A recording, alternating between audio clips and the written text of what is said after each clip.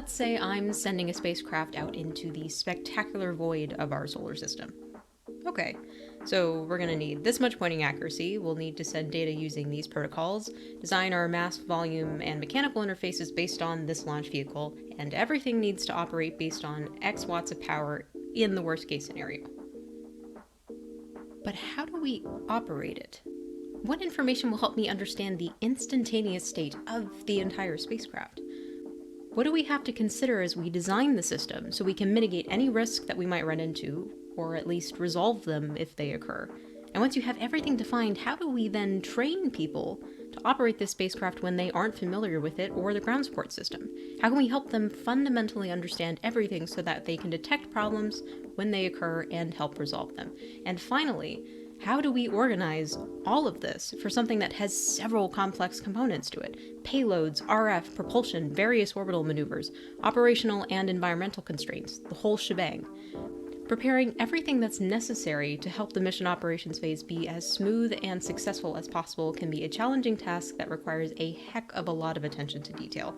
So, if you're interested in how we as engineers can approach these questions, then I think you'll enjoy what this episode has in store.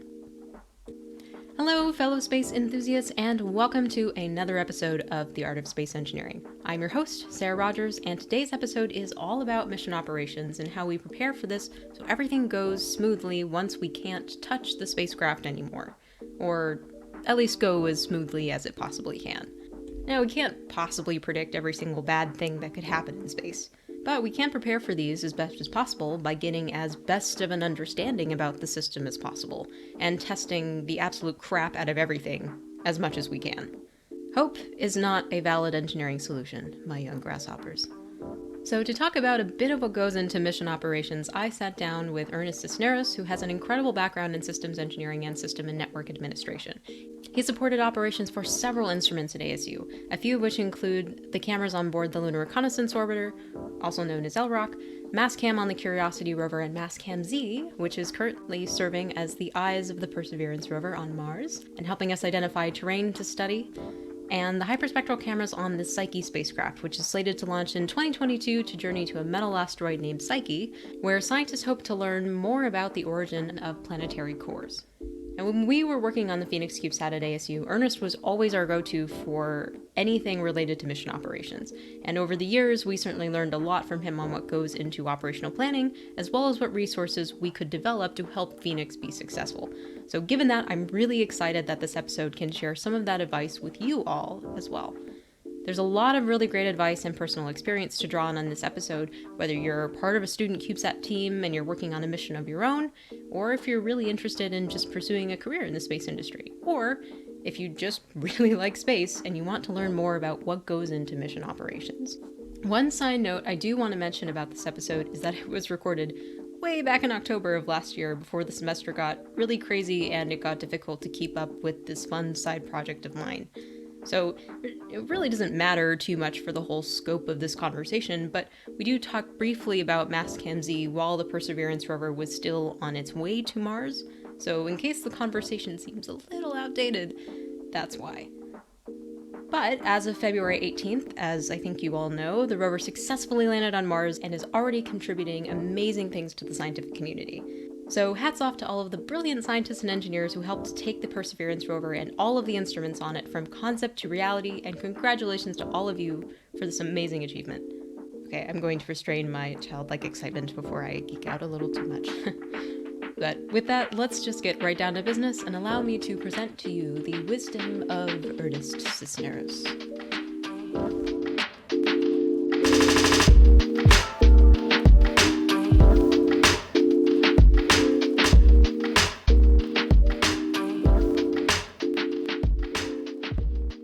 Hello. Hey, how's it going? I'm still muted. This weird.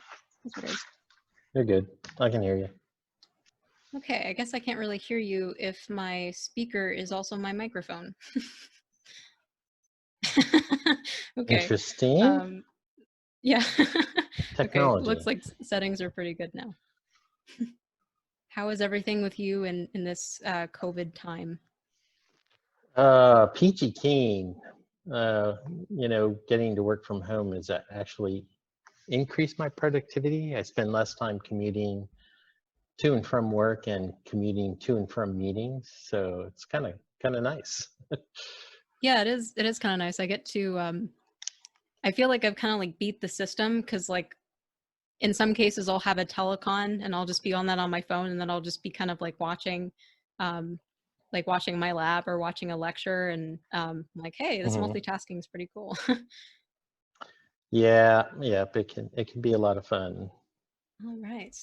Well, if you're ready, I think we'll just go ahead and get started with some of these questions and then go from there. Okay, Sweet. sure. All right. So to get these started, I usually just kind of like to start out with getting to know you a little bit better and your background, and then we can segue into more of the technical conversation. Okay. So with that, why don't you tell us a little bit about yourself and what you do at ASU and how you got here. Okay. And any other interesting tidbits you want to throw out. So. Oh, there's lots of interesting tidbits, so we could be here for a while. But so my background is in geology. I have a bachelor's of science in geology. And at the time, computers were still fairly mainframe-ish. Minis, personal computers still were the things like Commodore 64, but I had an affinity for computers because my dad liked buying computer games and things like that, and so we had a lot of technology around the house. So I kind of got into them at a young age. So when I went to college, I really studying geology, and they said, oh, you can also get a minor in computer science. So I minored in computer science, and people were like, what are you going to do with that? I'm not sure, but we'll figure something out. And so from that, I went to Northern Arizona University here in Arizona for a master's in geology. And about three and a half, 4 years into that, I got a student job at the USGS, working for a gentleman, Hugh Kiefer. And he hired me because, of course, I know geology, I know programming computers, and so he hired me to do a bunch of programming for him. And that sort of got me started on my career of supporting science, and specifically planetary science.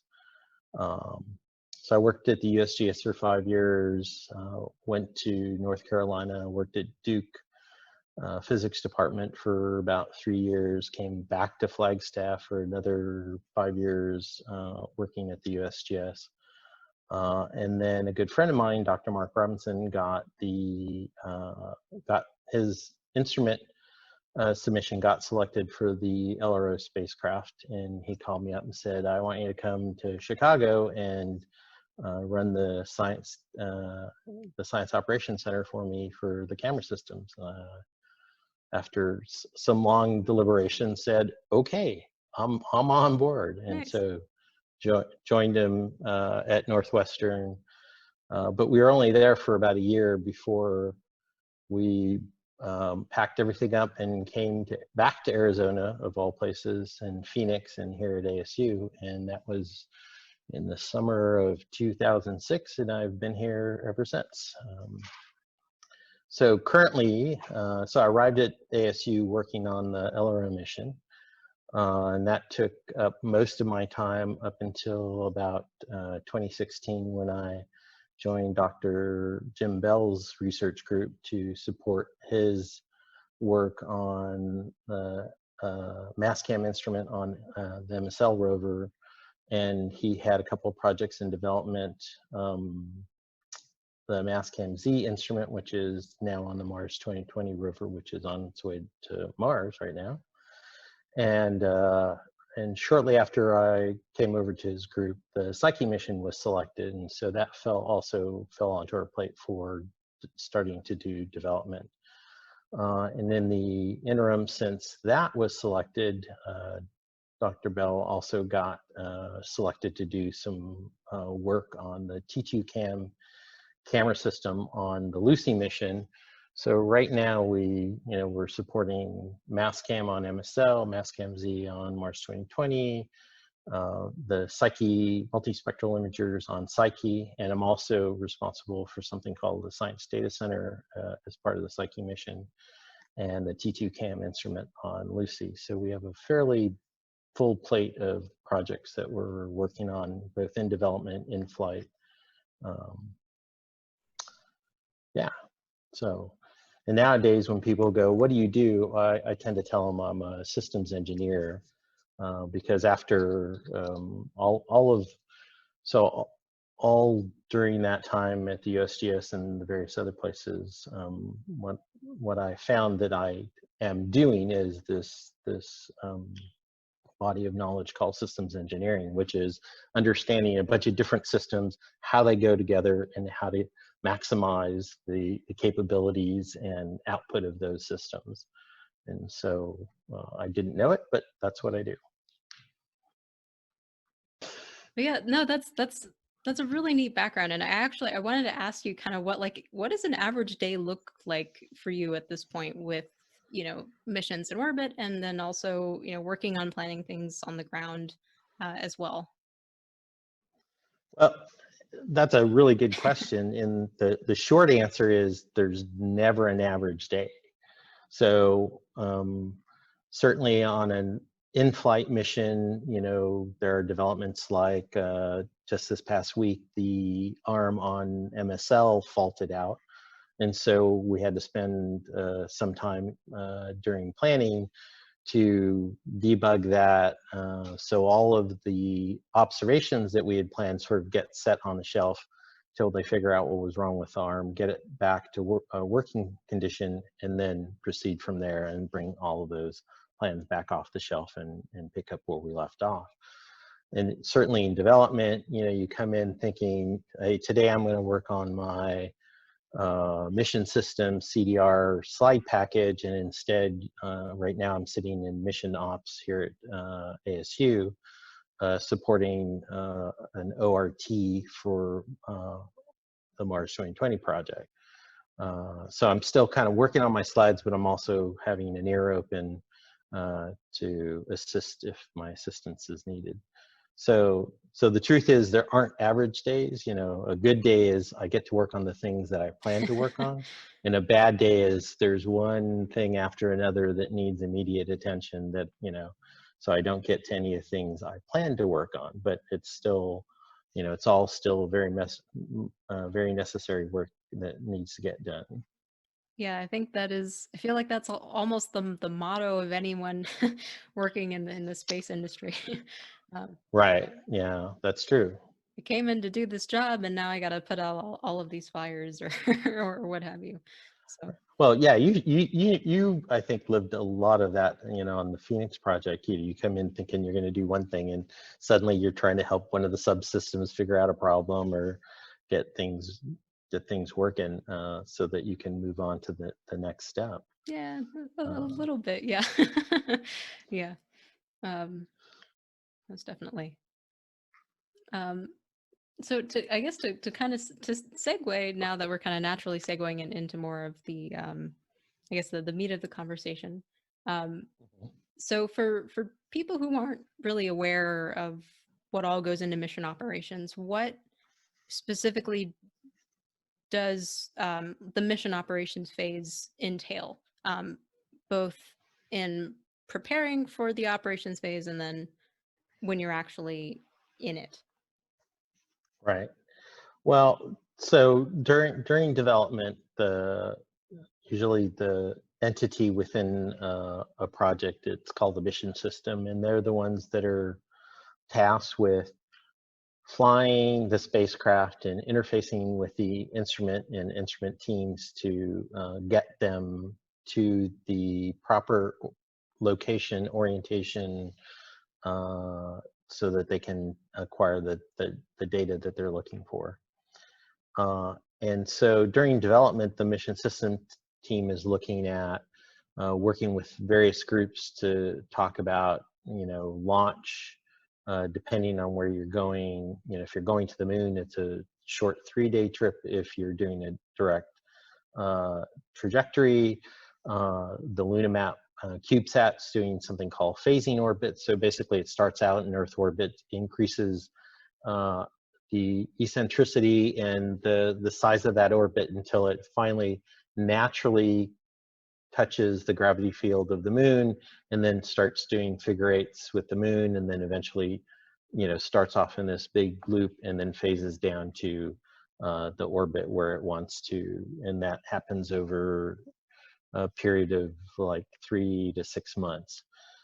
Psyche, you know, we have about a 4-year cruise. On March 2020, we have a 3-year cruise. So you're working with the folks who figure out those trajectories, trying to make them as efficient as possible, looking for, you know, cost savings to your fuel, because of course the most important commodity in planetary exploration is your fuel. How much to get out of Earth's orbit, and then how much fuel you have left to get to where you're going. And then if you're going into orbit, how much fuel do you have when you arrive so that you can do those orbital operations.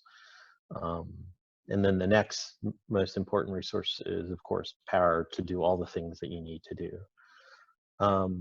So during that development, you're working through that. And then you're also working through, okay, how are we going to communicate with the ground? How are we going to interface within the mission system with all of the entities, the instrument teams, JPL's Deep Space Network.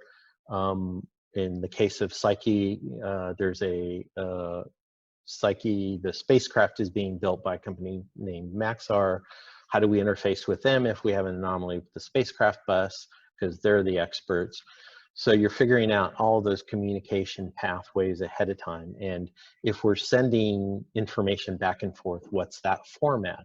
How often do we send that? Once a day, once an hour?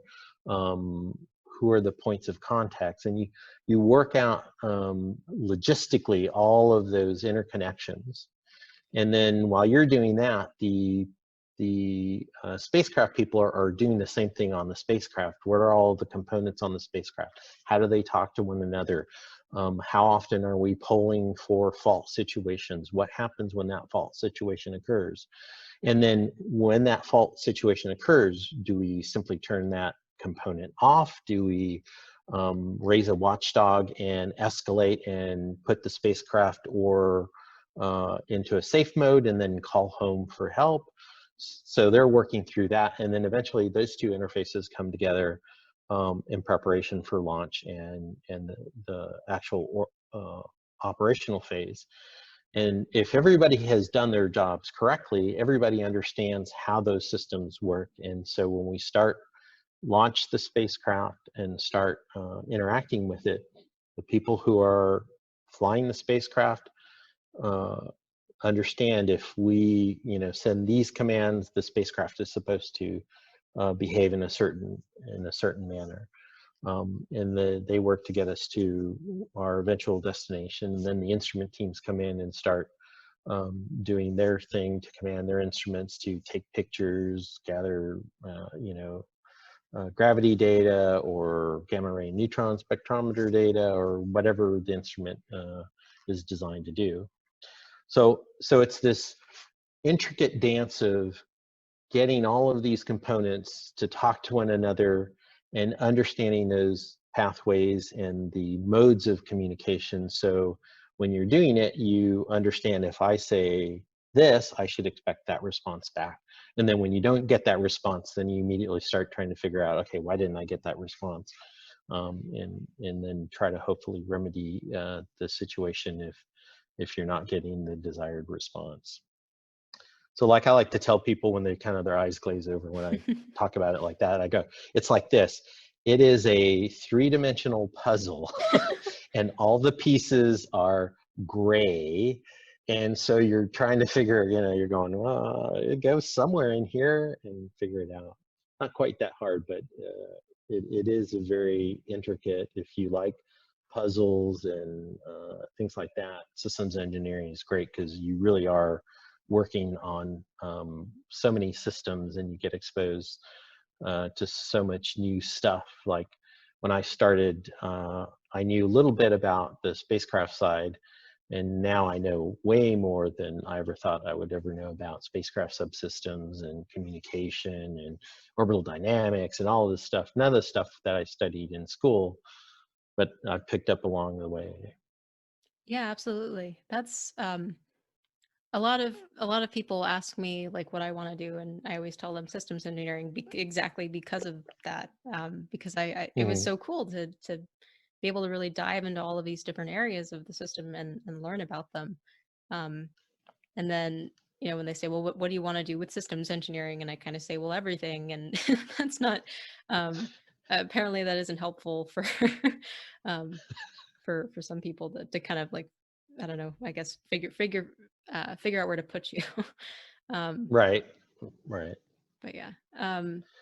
So one thing I'm kind of going off of that, one thing I'm curious about, and I'm not sure if I may not ask this very well, but I guess what is that?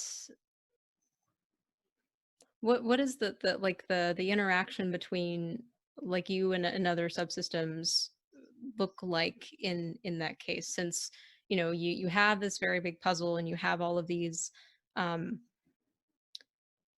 specific things related to the operations phase that you have to figure out, so that way logistically you can say we know exactly what the spacecraft will do every second from start to end. I Right. guess maybe where I'm trying to go with this is like how much of your time is like taken up with like having to really work with other people and talk with them, answer questions, versus like you saying, I have Right. all this information, and then these are the tools I'm going to use to fill in those gaps, essentially. R- Right. So, yeah, that's a good question. So, normally, and I say normally because again, every mission is different, but normally you want to, in the development phase, you're going to have periodic, and periodic maybe every week, maybe once a month, maybe once a quarter, depending on your development uh, timeline, interactions with the connections that you're going to have. So, using Psyche as an example, as the manager of the Science Data Center, my job is to accept from the Mission Ground Data System, the GDS, all spacecraft telemetry that the instrument teams need to process their science observation, accept all of the instrument science observations, also accept all NAIF kernels to be used by the instrument teams, plus other miscellaneous ancillary information that the instrument teams might need to do the data processing on their observations. So that's one interface, and that interface has all of these components.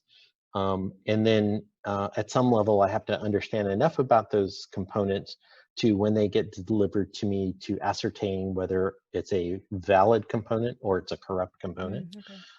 so that I can then go back to the entity who's delivering that to me and say, that last thing you just sent me, I think is corrupt because it didn't pass a checksum, or the label seems incomplete, or whatever metric we're using to determine that. Um, to signal that there's been some sort of anomaly in the transfer, going back to the entity and say, can you resend it? And then having those interfaces with, okay, the instrument teams, and they have access to a particular set of information. They're going to want to pull all that, and so I need to make sure to them they understand, what are you getting, how many files, what's the format, here's how you can know whether or not when you get it it's good or corrupt. um, and also making sure that that information isn't being disseminated to more than the instrument team that needs it. Not because it's proprietary, but we're trying to keep things compartmentalized. So the imager data is only, that initial raw data only is useful to the imager team for doing their initial data processing. Once all the instrument teams get that low level raw data, do their data processing, they create their first product, their first PDS product, that they then give back to me. And again, here's this interface. Now I'm getting another thing. I need to know what they are. While they have similar names in terms of, this is a PDS L0 product, they have different contents, different structure. And so I have to be familiar with those. And again, understand, is this corrupt, valid, whatever. And then those products now are available to the general science team, the general psyche science team, to do science analysis or create higher level products from those first order products. Or the instrument team also can take those and those first order products and do calibrate those observations and then create another product that also is useful. And so now all the team has access to those observations. And so at each of those interfaces, I'm, identifying that connection, what's going to be coming over that connection, how can I make sure, and what's the frequency of that connection? Am I going to get it, trickled over the day, or do I expect it all within an hour after downlink? And that, that downlink always happens at 10 o'clock. So by 11 o'clock, we should have all the data in the science data center. So identifying all that, and then making sure all of the people I'm communicating with understand those schedules and what they can expect, and answering the questions that they have. And working with them to answer my questions like, okay, what's your product going to look like? Is it a binary file? Is it ASCII text? What is it? And then how best, once I have it, when you want to find it, what are the pieces of information you're going to be looking for? A date timestamp, a detector number, or some other piece of information, and making sure to extract that from the product, put it into a database, so when they go looking for it, instead of trying to manually look for it, they'll have an interface that says, oh, I'm looking for this type of instrument data and I want to search on the detector number and look for detector 3, click the search button, and all that data comes up in an interface that lets them then select, oh, I want those, or I want that data for a particular time range. And so building that tool that allows the team, whether it's an instrument team or the science team, to search for and find that data as easily as possible. Gotcha. Now that's all of that is really really like incredibly useful. Like it's when we were figuring out Phoenix for the first time, you know, I think a lot of people when they think about space missions, I mean, you mostly think about the hardware and the very like high level things that you need to know, but um, things that we didn't think about initially was um, were a lot of those very specific logistical details of okay, what format is this supposed to be? What when can we expect this? How much time does this take? We really didn't get that. Really didn't become super refined until we were actually in like the testing phase, and Right. it's something that's was not very evident to us when we first started out. So all of that, it's great that you mentioned all of that. I think that's Yeah. helpful for a lot of people. Yeah, and I mean, missions are all about communication between the subsystems, the ground, the instrument Right. teams, and the more precise and clear, and in fact, you're constructing a language that allows you to do the job that you've been hired to do, whether it's a science data center manager, the instrument ops lead, or the data archivist, or the, um, the orbital determination person who's, once we get into orbit, who's recalculating based on inputs from the gravity team as we refine the gravity field around Psyche, and redoing the orbit determinations to make sure that we're not flying into the asteroid or flying away from the asteroid. It's all this refining our communication to make sure we don't miss something and don't miscommunicate and then get ourselves into trouble.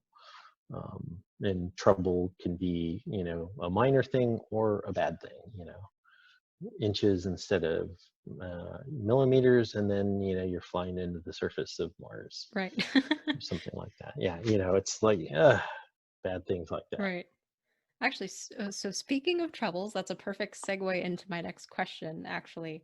Um, so I know the ops phase, it can get very tricky when things go wrong, Mhm. and they can go very wrong sometimes. So Yep. I know there's a lot of pre-planning that goes into just trying to figure out how to mitigate that. You know, if something does happen, how do we mitigate that uh, in the when it's actually occurring, such that we can get things back to normal.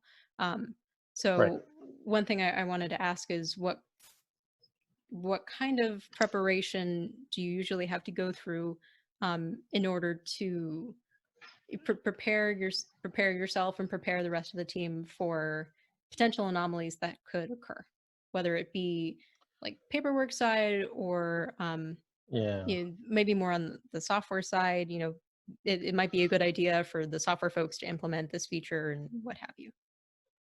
Yeah. So the that's a good question, and it really, designing an instrument, you can, how do I phrase it? You can try to design an instrument that anticipates all possible scenarios and behaves in a manner that keeps the instrument operational. However, that's a lot of code and a lot of Yeah. logic. Or you can design an instrument that is very simple, but yet is robust. And despite anomalies happening to the instrument or around the instrument, like heat or cold, or um, you can still continue to collect potentially degraded information from it, but you're still collecting data. So there's design decisions that are made in the fabrication of the instrument, in the flight software that goes into it, and the same thing on the spacecraft side, and the same thing in the ground system. You're always looking at what you need to do. How do I do it? And my philosophy is, how do I do it in the simplest way possible so I'm robust, um, and make sure I create it in a component fashion that allows me to, at least up until hardware, when you launch it you can't touch anymore, but on the ground system you can replace things, but that you can really understand the fault tree of when things go wrong, to go, oh, that fault is being generated at this interface or at this component. Now we understand it, and here's how we work uh, around it. The more complex a system, the harder, the larger that fault tree is, and the harder it is to really focus down on, like, where is the problem coming from. And like on the LRO mission, early on in our commissioning phase, we had turned on the cameras and we started taking observations with our wide angle camera, and we were not understanding the data that we were getting, and we were looking at the telemetry and trying to figure out, it just didn't match our Mm. expectations. So we were imaging the moon. It looked normal, but temporally, meaning the time sequence that were associated with it, didn't seem to be lining up with where we thought we were commanding it. And so we started looking at, on the commanding side, okay, are we actually sending what we thought we were sending? We said, take an image at 1 o'clock. Is that what's really going into the command load and eventually getting to the people at Goddard to uplink to the spacecraft? Okay, we went through that whole analysis. Yes, it's definitely not commanding. Eventually, it turned out that there was a bug in the way that the flight software was handling the syncing of the instrument clock to the spacecraft clock. And when the instrument started getting really busy, it started skipping its time sync, and that was causing the clock to drift. So, a little bit at a time, but if we were really busy for a long period of time, and with the WAC, we could essentially take long strips of observations when we were observing. And that was causing this clock drift to really get significant.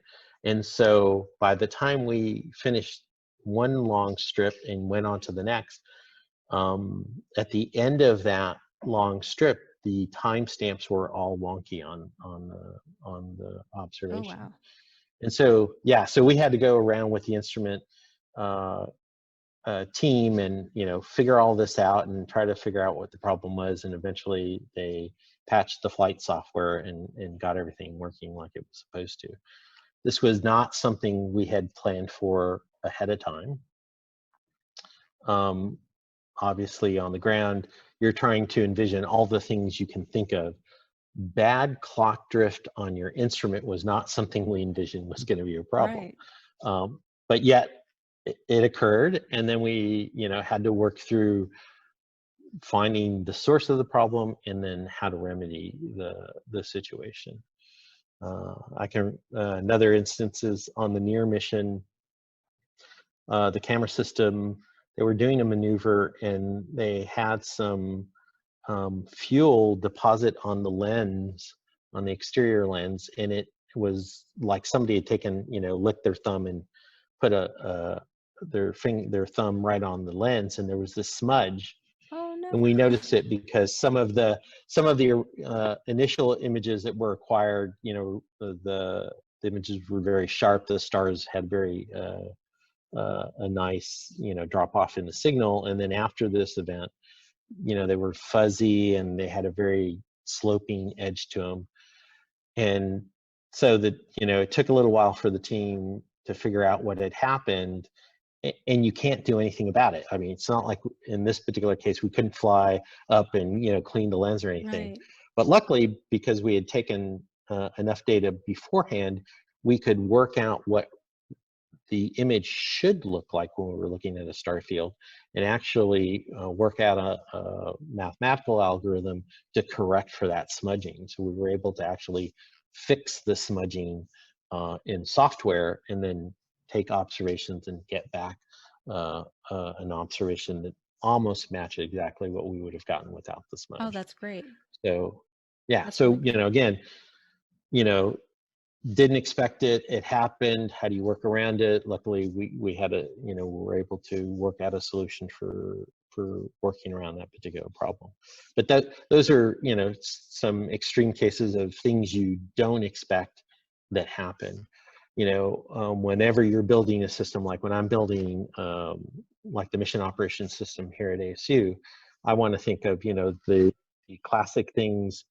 What if I lose power? What if I lose HVAC, my cooling?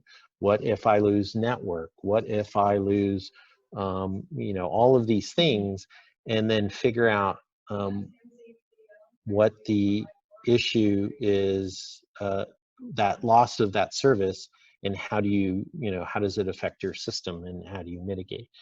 Can you mitigate it? You know, if you lose power, you lose power. Okay, well, we can mitigate it by making sure we have uninterruptible power supplies. So we, in the building, you know, we have a whole generator and that kicks in. Mm. That's great. At the USGS, when I was working there, we had similar things. We had battery backups on all of the key servers. Turned out the network guys didn't put UPSs on the network switches. So as soon as we lost power, we lost the networks. So, which was problematic because we had all this fancy software that, you know, systems, smart systems were connected to UPSs and said, oh, I'm on a UPS. Ooh, we've been on a UPS for a minute. This seems like it's going to be a long outage. Let me send a signal to all these servers to shut down. The servers didn't get that signal because the network was off. Oh. So again, you know, unintended consequences of one of the components not being resilient to a power outage. So again, you know, I can plan for everything, and then if I'm trusting another component and I don't know how they're put together, that component may cause my system to fail in a novel way that I wasn't expecting.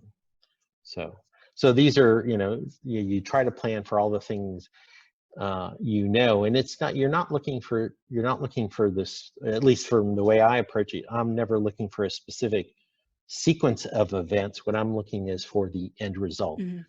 I lost power. I don't care how I lost power. To me, the important thing is I don't have power, or I don't have network, or I don't have cooling. And then how do I fix that so that I don't damage my system and can get back to a nominal state? So whether that power was because a rat chewed through a power cable or somebody trenched, through the APS feed to the ASU campus, or all of those things are things that have happened at ASU. Wait, we had a rat chew through a Um, power cable? yeah, at What? Goldwater, it actually didn't chew. It somehow got into one of the breaker panels and fried itself and took out a big electrical panel that caused an outage at Goldwater. Yeah. Wow, So these are the that's things that crazy. happen that you're like, okay, how do we deal with rats in the power system? That's crazy. I've never even seen a rat in Arizona, and I've lived here my whole life. So that's Yeah, I think they're in the steam tunnels. So okay. yeah, they're pretty well hidden. Or maybe it was a mouse. I don't know. I thought it was a rat. Somebody said it was a mouse. Maybe it was a mouse. But yeah, rodents in the electrical systems. All right, I will I'll keep that in mind. I'm sure Yeah. that's one of those things where if you're reading through a list of things that are outlawed and you just get to something outrageous and you're like, why this is only on here because it's definitely happened before and it was so Yep. ridiculous and no one thought it was going to happen. Um, Right. All laws are like that. Somebody did it and you know, tweak somebody, and so let's do a law. No rats in the electrical system. mhm. Wait, we have to have a law for that? Yeah. Okay. Yeah, I think kind of going off of that, a lot of well, not to say that we had a lot of anomalies on orbit, but um, when we actually did have an anomaly on orbit for Phoenix, it was things that we didn't plan for, and Hmm. and we really tried to make things as robust as possible, like what you were saying, and really a lot of I think our robustness planning, that Hmm. sounds like a weird combination of words, um, was more so in software and like uh, checking, making sure our schedules were very thoroughly checked, so we didn't, like we were more concerned about seg faults, repeatedly Right. resetting the OBC and the OBC just getting like stuck on this whole reset loop. In which Right. case we'd never be able to send ground commands to the Ax 100 because our software wouldn't, it would just be constantly rebooting. Um, so yeah, it was really, once we really got comfortable with Phoenix, it wasn't, there were a lot of things that weren't super complex about it, I would say, but we did work on making it as the small number of things that we did have, we did work on making that as robust as possible. So that's it's a good thing to mention. Yeah. Yeah. Usually hardware is easy because, it's like you measure it and you have tolerances and you're within the tolerances. Software is a lot harder because unless you have enough people looking at it, I've come across code where the programmer, through no fault of their own, decided some variable or some loop structure or something, and nobody told him to do it otherwise, decided it needed to cap at 100 iterations or 1,000, or the value should only be 3 digits, or some limitation, not thinking through the whole, oh, how long is this mission, or how many times might I be Mm, iterating in this? And that it's not really a logic flaw, it's just the system wasn't really designed for the mission as planned. And so that small, again, there's no logic problem, but it's a problem because you hit up against it. Oh, usually, we'll iterate 500 times, but occasionally we'll iterate 1,200. And when you do those 1,200 iterations, you hit that cap, and then things break. And they break in an unforeseen right, way because nobody thought you'd ever hit that number. right. Yeah. So software usually can lead to a lot of situations where you're like, ugh, why is it doing that? Hmm. Oh, look, oh, somebody put the number 12 here. Oh my God. Okay. Yeah, yeah, we went through all of that too. It was we tried to make sure, oh, if someone accidentally, pressed an extra number in they put an extra number in a parameter, or if this parameter was a letter instead of a number, like make sure that doesn't totally break the system, because that would make us very Mhm. sad. Yeah. So you're as a systems engineer, you're constantly, you're trying to make sure the system you're building has as few of those surprises baked into it as possible. And so it's a constant day-to-day, hour-to-hour job of, and that's kind of why in our here at ASU, I like having office spaces that are open where I can hear Yeah. people and people can hear me. So when we're talking about a problem, everyone hears the answer is 12, not 1, not 2, but 12 or 42 or whatever the number is, um, or you hear it and you run out there going, no, it's not 12. So that you don't have these Mhm. surprises baked into your system. Yeah, absolutely. That was another useful thing that we found with Phoenix too, was just having as many people as possible work in the same room, because it's just like everyone hears about something, and everyone's there to kind of understand how all of these different components are coming together. So that's, yeah, small Yeah. office spaces are nice in that regard, I'll say. Yeah, and you never know who has the piece of information that makes it all really work well. It's not the person who you really thought, the programmer or but somebody else who just happens to have that stuck in their head, Hmm. and you're sitting there, going, "What is? Oh, that the answer you're looking for is this. Oh, thanks." So yeah, it makes development so much nicer that you're not having to looking through, reams and reams of documentation to find some little number that Hmm. exists. You just can't remember which document it was uh, in on what page and what table that you're looking for. Right. To Okay, so I guess one last question on more of, I guess, the logistical side of things.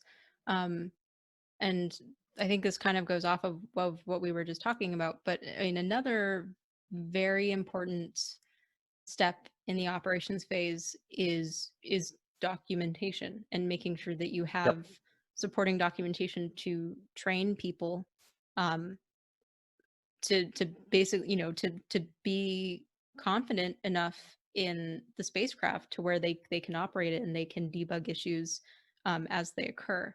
So I guess my question is what are some of the important things to keep in mind um, when you're working towards that phase, and trying to think about, okay, how do I want to train Yeah. people, Right. and is it mostly like you guys asking questions from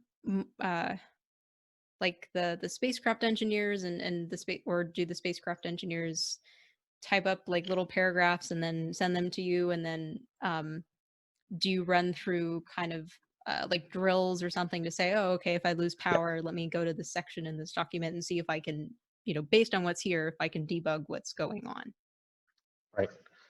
Good. Great question. So best practices are. So I'll talk about the best practice, what you do in terms of best practices, which is for everything you need to do in your operational phase, it should have a procedural documentation. So turning on your instrument, turning on the high gain antenna, deploying the solar panels, all of that should have a procedural document. Some of those, like taking pictures with a camera, you may use often. Deploying the solar array, you may only use it once, but they should be written so that you can step through. Okay, step one, make sure the explosive bolts are armed and ready to go. Step two, in the command load, put in the command to trigger the explosive bolts. Step 3, monitor, power going to the battery system. Assuming all those things now, the solar array has been deployed and you are power positive and ready for operations. All of that's very clearly, in very clear language, that does not require interpretation or go look at this document or, things like that.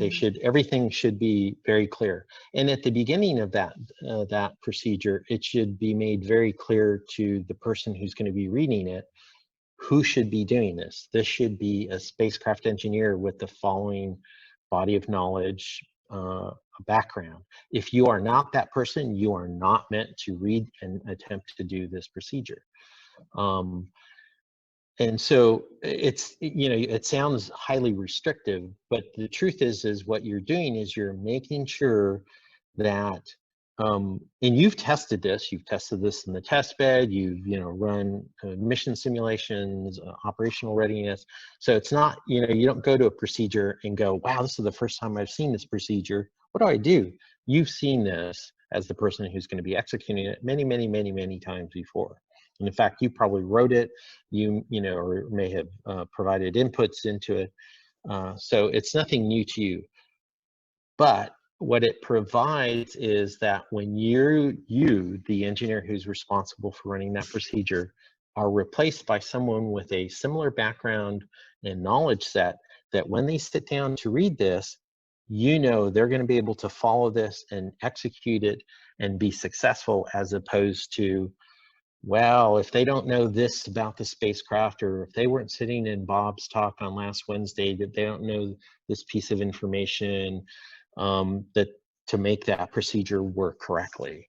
So, a lot of knowledge in teams tends to be this sort of the expert. Oh, you want that? Go talk to Bob. He knows about that. Or go, and it's passed on sort of word of mouth. For spacecraft operations to occur, because there is and especially for a mission that has a long lifetime, there is going to be a turnover in staff. And so your documentation needs to not just address the person who is maybe there for development and understands the system well going into that operational phase, but that person that gets hired on 6 months, a year, 5 years down the road, who maybe doesn't know that much about the mission, comes in with a certain body of knowledge, and then sits down and goes, okay, where's my procedure book? Reads through that, and now they're ready to go and understand how to do the job that they've been hired to do. And so that's, to me, you've written solid documentation. If you can take someone with the right background, sit them down, have them read it, and do and execute that procedure repetitively, if it's meant to do that, or if it's a one-off, can do it and do it successfully, then you've written good documentation. Bad documentation is, so, select software that you want to install on your system. Okay, what software? Well, whatever you want to install. Well, yeah, but what software is that? Well, whatever you want to use. Okay, that's not useful to me. Magic. So, I've had, yeah, it is, as a systems administrator, your job is to install systems, and you want to install consistent systems. If your instructions say, select from the menu the software to install, you're not allowing your junior people to be successful, because you haven't specifically said, install. Here's the list of things to install to ensure when the system comes up, it has all the necessary software. Right. That's good documentation. Bad documentation is ambiguous. Do that thing that you have to do to make the explosive bolts happen. What thing? I don't know what that thing is. Just the thing. So that's the thing. That thing, flip that switchy thingy, toggle that thing in memory, or whatever that is.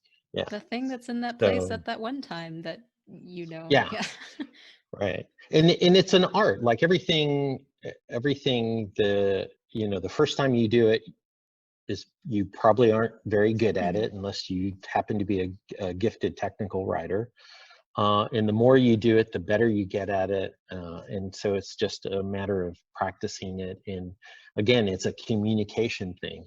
How do I effectively communicate, I've seen procedural documentation that says do this step, and then there's a paragraph that is like a justification of why you should do that step.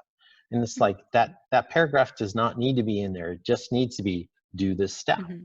And the person doesn't need a justification why that's the correct step. The assumption is that's already been vetted ahead of time, and that's the correct step at that point in the procedure. Gotcha. So, you know, your documentation should do the thing it needs to do. So, like on LRO, we started with the CDR Slide Stack, and not like memorize this, but peruse this at your leisure over the next week. And then if you have questions, we'll answer questions. Okay, here's the instrument, our camera system CDR Slide Stack. Okay, now you're familiar with our instrument. Okay, here's the Science Operations Center design review. This is how the Science Center is supposed to be put together and how it's functioning. Okay, now let's talk about what your job is in this framework of spacecraft instrument Science Operations Center. And then from that, then we'd have specific, oh, you're the systems administrator, you're the programmer, you're the operations person.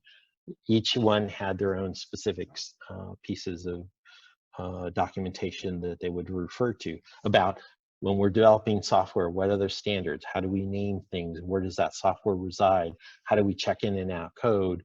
Who does that? Is there, you know, all of that? If I'm the systems administrator and I want to make a change to the system, do I just go in there and type it, hit return, and make it?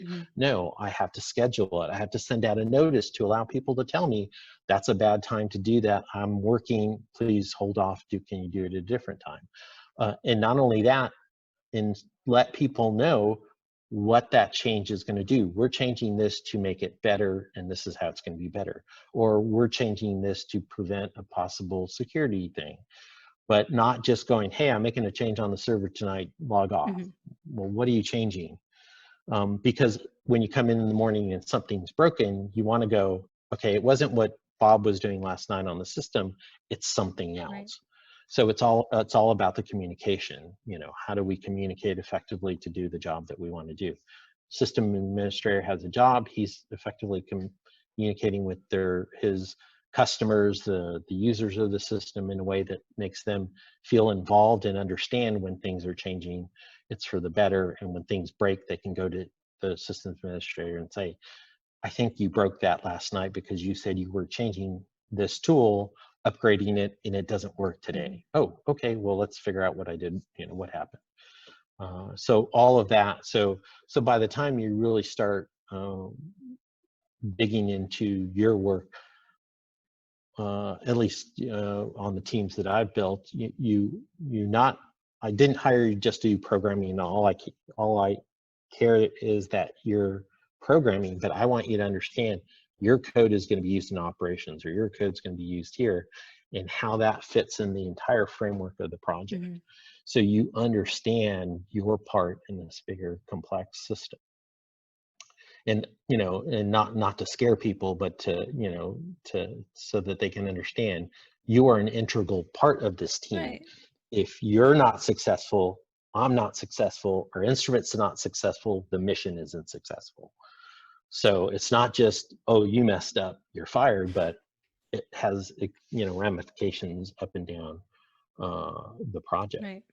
So instilling that sense of ownership in the project to everyone at whether it's a student or staff or someone else, making sure that they understand what their job is and how it's important to the project and where it fits in that complex system. Yeah, I think that's one of, you know, when you get involved in projects like this, that's one of the most, I would say one of the most important, I don't want to call it it's not hurdle is not the word I want, but it's one of the most important things to really get your head around and get in the mindset of when you join a project is that you're not hired to just, you know, sit in this corner and do this one thing and not think about how and not understand the rest of the system, because it's so important for asking questions. It really is. And growing. I mean, growing, you know, if you're, whatever your job is, the only way to grow is to ask questions. And to ask questions means to be inquiring about the world that you live in, the project that you're living in.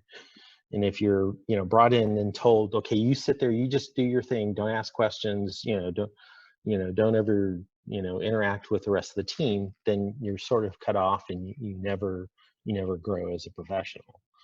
And I've seen people like that, poor people who are just working for someone who's like, this is the job I hired you, you only do this and nothing else. And it's like, okay, that's not a lot of fun for Yeah. them, I'm sure. It's great for their boss, but it's not a lot of fun for that person. So my personal philosophy is, if you have free time and you have an interest, pick that book up, pick that manual up, ask questions.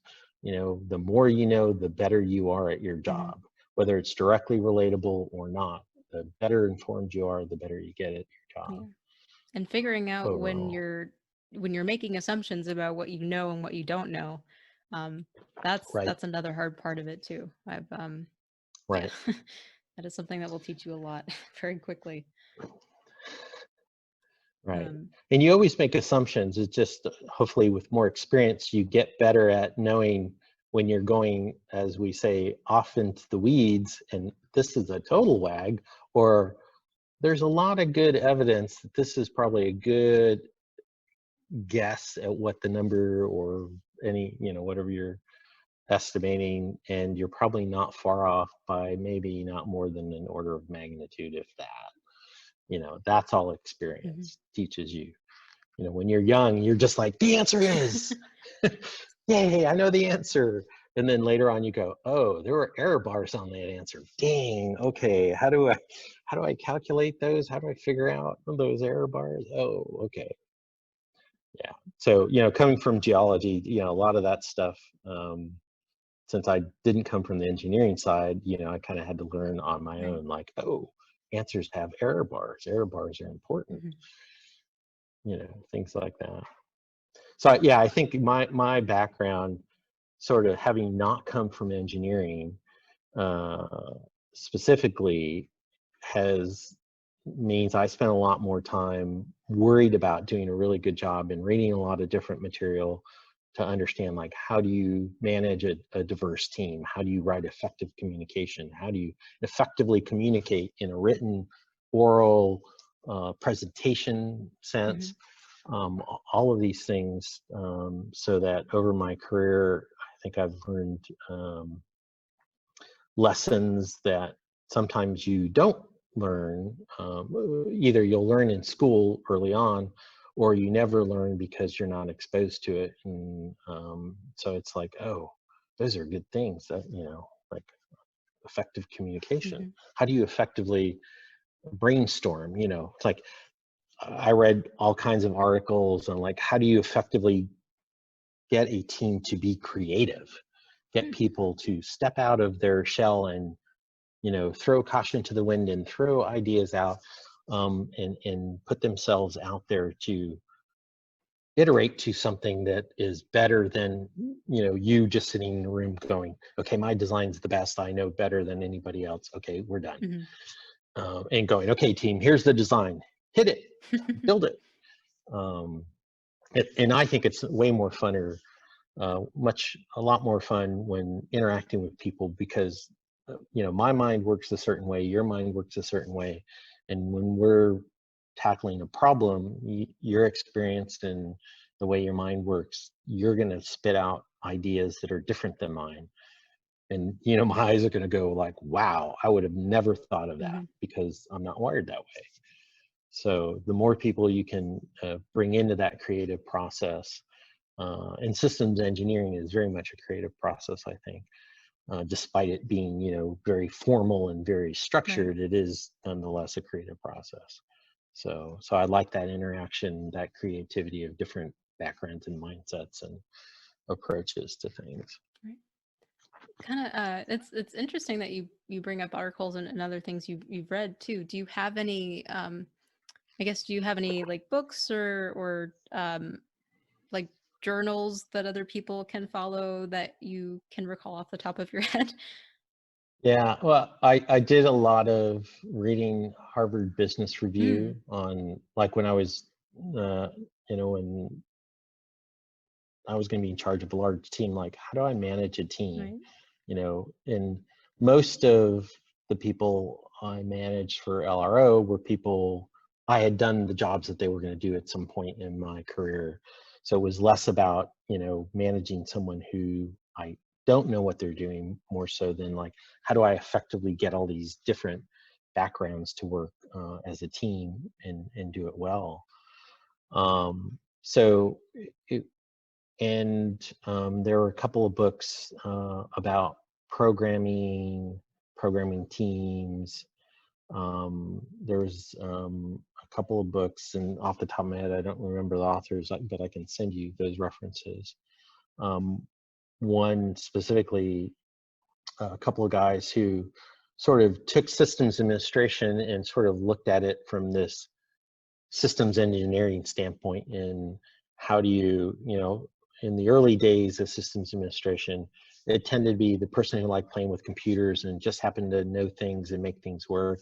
And there wasn't really structure, design, you know, metrics, all of this stuff.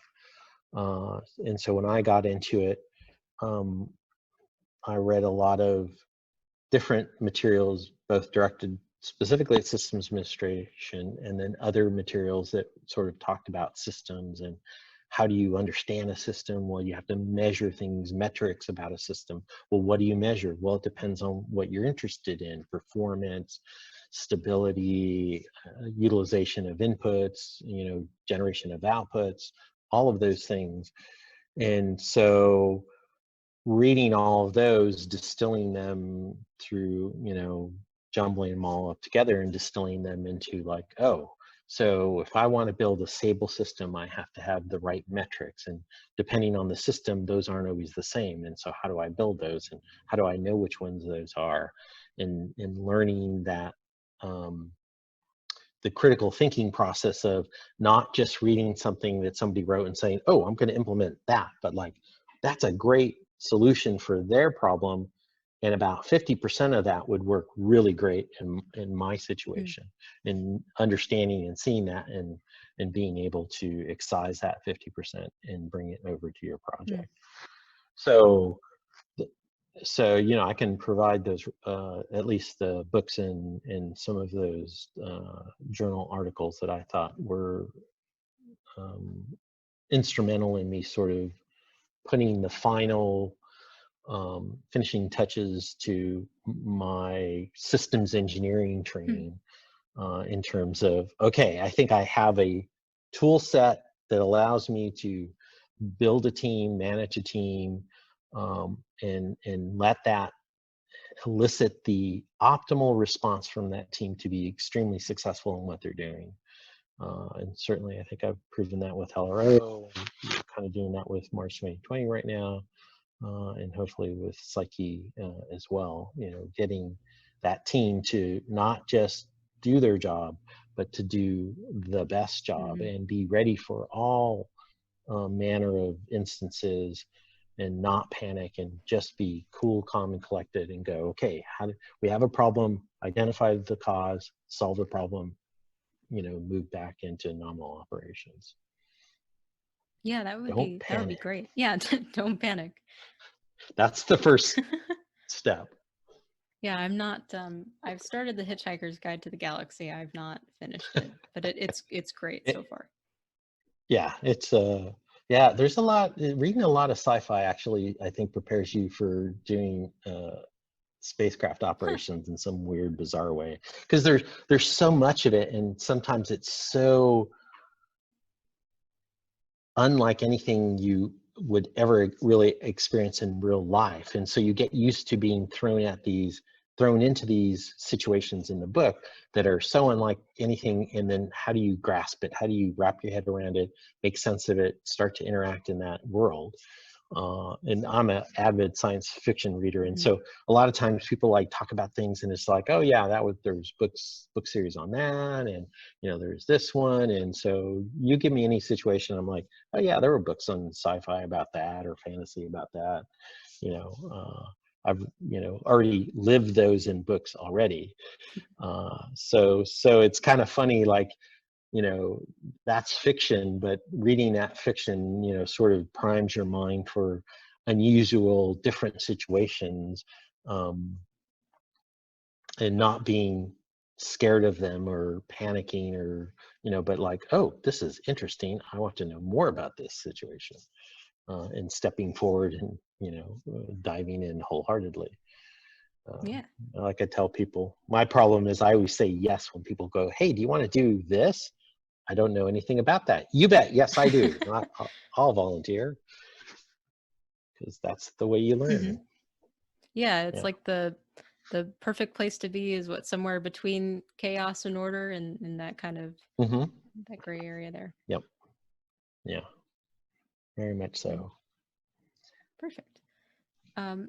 So my last question. Do you have time for one more? Yeah. Okay. Yeah, I've got time. Okay. And this is like one of my favorite questions that I like to ask everyone. But what is a favorite story from your experience in operations land that you would like to share? My favorite story. Well, the one that immediately comes to mind, given that we're just talking about not panicking. So we were about a week and a half out from our first PDS data delivery for LRO. And we, I can't remember, but it was in the hundreds of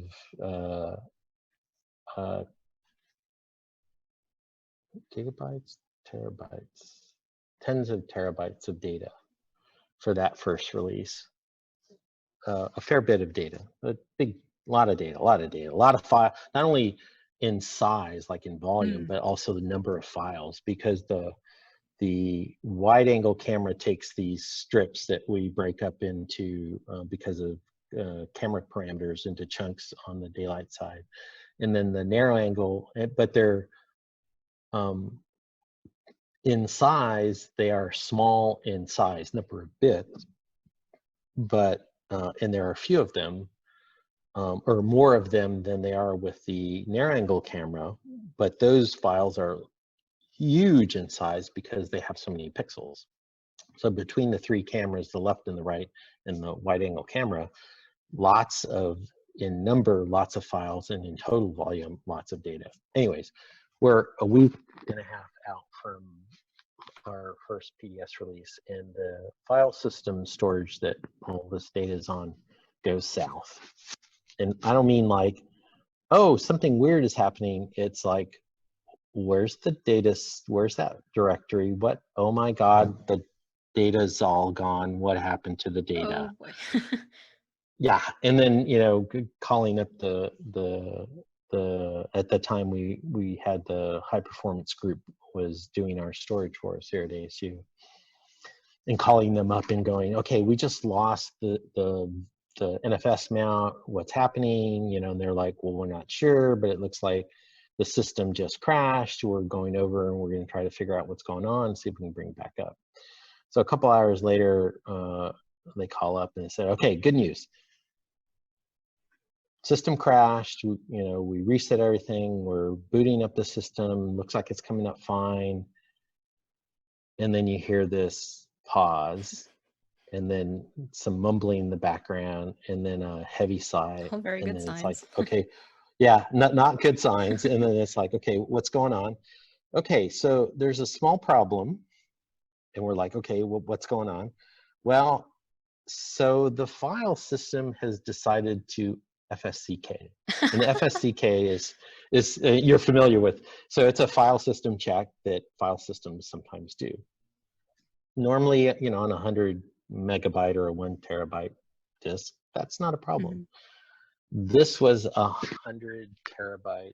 Actually, this was 500 terabytes in size. And so it's like, it's going to take a while. And we're like, oh my God, we what? No, you know, and just like disbelief that this is happening a week and a half out. And so it turns out it took way longer than just a little while. I think it wound up taking close to like 5 days for the FSCK to finish. because it was actually, because it crashed in the middle of when we were doing things, it was finding things, fixing it, you know. So it was not just simply scan the disk, okay, everything's good, let's go. It was doing some work, but it took a long time. And so after 24 hours, we're like, okay, you know, and we still didn't know whether the file system was going to come back. This was just, we're waiting to see if we lost everything, or, you know, do we have some things but not everything. And so we're like, but we're okay now, we're, you know, less than a week and a half, we're a week away from releasing data. And so we had a meeting with the folks, everybody involved, and we're like, okay, what are our options here? What we have to meet, we cannot fail to meet that deadline. I mean, even if it's by an hour or or a day, we can't not meet that deadline. And so we brainstormed for a little while, and eventually we said, well, we have all the data, all the raw data and everything we need on external disks. If we copy that over to the HPC compute cluster, we have enough time to process all that data. But we don't have enough time to copy all that data that if we generate it on the high performance computing, we don't have enough time to actually physically copy it. So we're going to have to leave it we had a couple of file systems available to write it. And then we somehow have to cobble all that together and make it look like it's all one file system, so that when we're ready to release the data, we can pull back the curtains and voila, here's all the data. And so, it's like this little, everybody's sort of holding their heads in their hands going, okay, this couldn't possibly work, but it's better than just sitting here watching the little FSCK thing go round and round. Yeah. And, and if it crashes or dies, and in fact, I think it did not finish. It crashed a couple of times and we had to restart everything. And so it was just, the whole file system was having problems. Anyways, so we said, okay. So we marshaled everyone who needed to be involved to, okay, you guys are going to start copying, and you're going to install the software, work with the HPC folks to get all our software installed in the right places so we can do it for data processing. And how are we going to queue all this, and so we got it all set up and we sent it off into the cluster, and we processed everything that we needed to do it, and we got it done like in 4 days. Like it took us a day to set it up, and like 4 days later, it's all done. Nice. And we're now 3-4 days away from our release. And so now it's like, okay, so now we have all this data. Now what do we do with it? Okay. So that's, and so like at this point, I just kind of been like, okay, and now was my turn to be in the hot seat. And so it was like, okay, Ernest, you're the Unix command line guru. How do we make all this stuff look like it's one big file system? Okay, crack your knuckles, push everything away from the keyboard and start typing. And so basically through a process of making a bunch of links in the file system, made it look like it was the PDS release, as it was going to appear had we done it normally. And I think I actually broke a sweat on that one. Like I was like, just, trying to think, okay, I got to do this and got it all to work. So I think with a day or two to spare, we got it all set, ready to go. Nice. And then unveiled it. Everybody took a deep breath, and crashed for a day or two. And then came the hard part of, okay, the file system is back up. We've reprocessed all this data. Do we use that data? And because that data is what's published, we couldn't just say, oh, let's point at the data that we had on disk. So we had to sort of throw away all the stuff that we had on disk, and then now start moving all the data that we had in the high performance cluster back over to the actual project file system, while it's still being published to the general public. So for the LRO mission, we have a server here at ASU that's the LROC data node. So it's supposed to be available 24/7 for people to be able to download LROC data. So we couldn't just turn it off and do the copy, so it had to all be live. So under the hood, we're doing these copies, doing checks, generating checksums. So when we do the copy, we make sure we copied everything. And so I think that took us something like three or 4 weeks total to do all of the copying under the covers, verify that the data that we copied over was correct, put it all in the right place, and then put it in the right form, and then do sort of this, look, a zebra, and then switched out with the other file system. And then, we were, okay, all the data is live on our servers, we're back to normal operations. So that was almost a month's worth of very intense combined effort to do that. Wow. From a lot of people on the LROC team to make it happen. And I mean, it was touch and go. We weren't sure it was going to work. There were a lot of points where it was just like, I'm just going to get up and walk out because there's no way this is going to work. We're just dead in the water here. But we pulled it off, and no, we didn't have any hiccups again until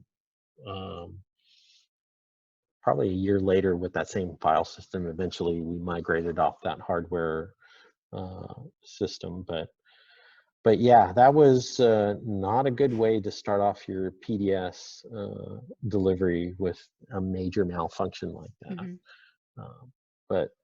But again, don't panic. What are your options? Can you do it?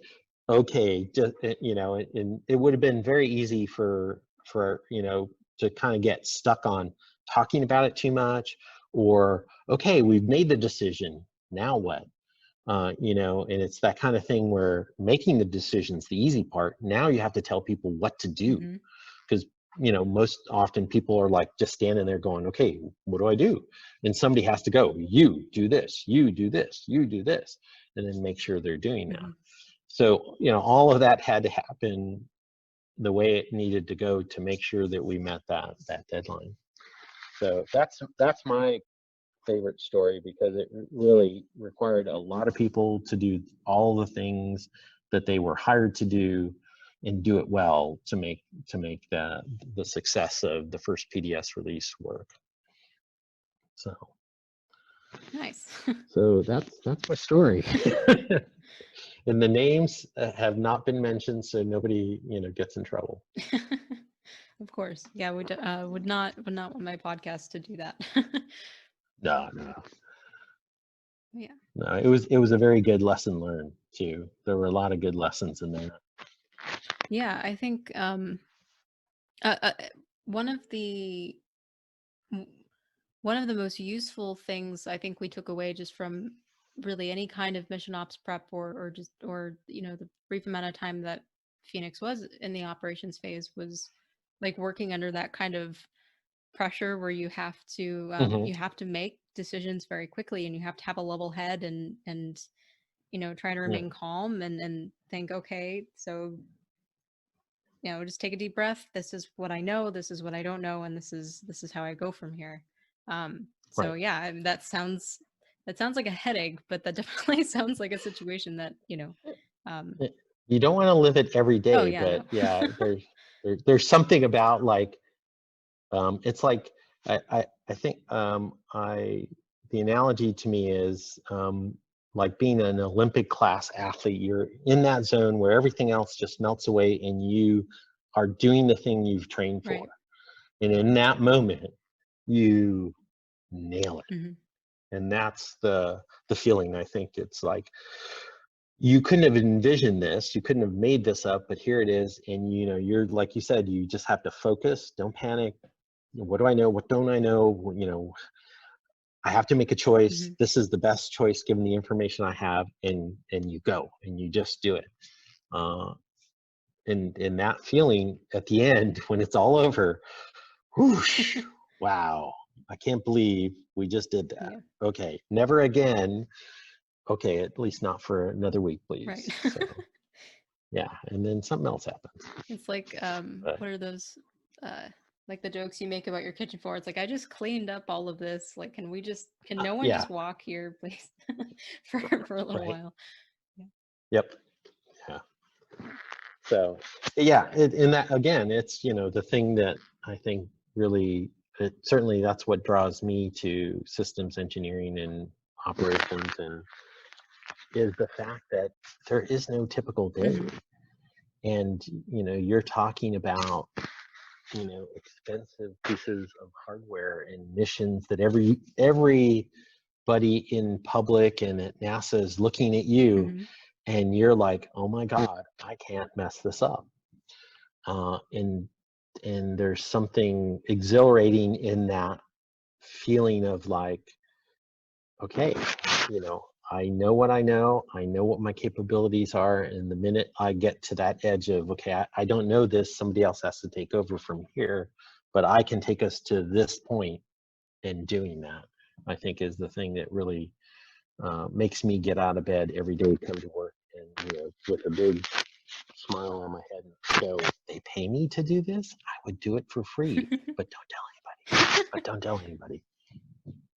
Don't tell anybody what. I mean, I didn't. Yeah. So yeah, that's it. Awesome. Well, thank you. All of this has been that was my last question. But Okay. all of this has been really awesome advice that I think a lot of people are really going to appreciate in terms of getting a better understanding of the mission ops, uh, hmm preparing for the mission ops phase, and also conducting it as well. So I really Yeah. appreciate it. Thank Good. you. My pleasure. That's all for this week's episode of The Art of Space Engineering. Thank you so much for tuning in and supporting this podcast. And remember, when it comes to dealing with issues on the ground or in orbit, don't panic. Though I know that's easier said than done. There is one quick thing that I did want to add to this episode in case there are any CubeSat teams out there listening to this. So once we had finalized all of our flight software and we were just working on preparing our operations guides for Phoenix, we did something that we called a hallway test. Now basically what that means is that we pulled someone from the hallway into the lab, gave them our operator documentation, and then had them go through various operations procedures. So the people we had do this were people that we knew and trusted. We didn't actually just pull some poor random bystander into the hallway and go, hey, come type a bunch of commands into a terminal and operate a CubeSat. It'll be super fun. Oh, and by the way, my name's Sarah. No, we didn't do that. But these tests are important to do because the people who write the documentation on how everything works aren't always the people operating the spacecraft. And I think we've all experienced this. When you're writing something, you can't always see when you miss critical details. So we found this to be a really great way to just verify that we didn't miss anything and that our documentation was as thorough as it needed to be. So if you're preparing for the operations phase yourself, then I hope that proves useful to you. And as always, if you want to know more about this or anything else that we did, please feel free to shoot me an email. I hope you enjoyed this episode, and if you aren't already, don't forget to follow The Art of Space Engineering on your favorite podcast platform, throw us a like on Facebook for more updates, and share these episodes with your fellow space nerds. Here's looking forward to future adventures and the lessons learned from them. Cheers. Sarah.